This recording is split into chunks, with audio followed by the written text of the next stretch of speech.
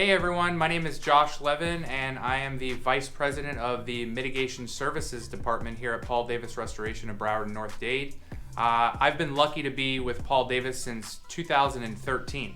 I have a lot of favorite parts of working at Paul Davis, but I think one of my most is helping people in their time of need. I come from a background of helping people, and I was born to do this, and I love getting up every day, new challenge, new objections to overcome, and it's a great place to work. When I'm not working, which is very rare, I do love to spend time with my family, my wife Joanna and my dog Diesel. And some of the stuff that we like to do outdoors is do fishing, boating, and most importantly, I do build and custom show trucks, so we travel around the country periodically throughout the year, and it's a lot of fun, brings the family and friends very close.